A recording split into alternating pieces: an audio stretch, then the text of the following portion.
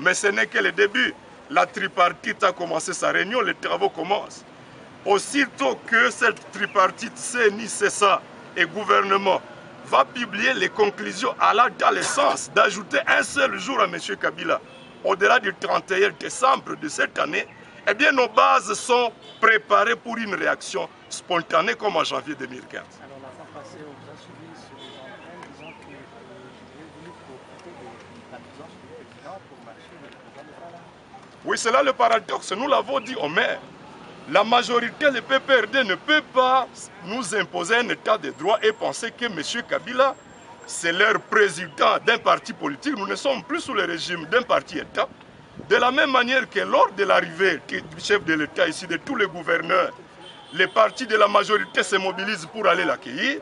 Nous avons dit aussi comme parti de l'opposition, c'est une occasion pour aller lui dire de vive voix que M. Kabila, vous avez fait 17 ans au pouvoir, la situation est critique, Tumekuchoka laisse le pouvoir pacifiquement. Nous avons voulu lui dire à l'occasion de la réunion de la conférence des gouverneurs ici. Et malheureusement ou heureusement, nous félicitons le peuple. Le pouvoir a compris la mobilisation populaire. Ils ont d'abord suspendu leur conférence des gouverneurs. Mais comme si cela ne suffisait pas, ils nous bloquent au début de notre marche. Mais nous voulons dire, ce n'est que partie remise, c'est le début. Si M.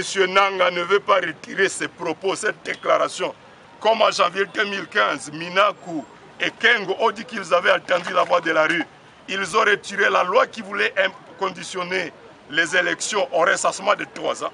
Si cette tripartite-là ne va pas dans le sens de retirer les propos de Nanga et que la tripartite le confirme, rassurez-vous, la population est suffisamment sensibilisée. Nous pouvons, nous constituer prisonniers ici, mais cet agenda de Corneille Nangaa que nous imposer à nouveau Kabila au-delà du 31 décembre ne va pas passer. C'est que les gens disent que les manifestations vont continuer. Absolument. Nous l'avons annoncé dans notre point de presse. Non seulement nous attendons la publication des conclusions de cette tripartite, mais également le vendredi prochain, à la veille de l'arrivée de l'ambassadrice américaine à l'ONU, M. Nikki Haley, qui arrive à Kinshasa, nous avons annoncé dans notre point de presse qu'effectivement nous devons aller manifester pour dire à la face du monde que 17 ans de M. Kabila au pouvoir, ça n'est trop. Batoussaïdi a endé pacifiquement parce que nous ne voulons plus d'alternance par le sang. Il est vrai que la majorité a acquis le pouvoir par le sang, mais nous continuons pour nous, par la non-violence, à leur exiger de libérer le pouvoir au 31 décembre.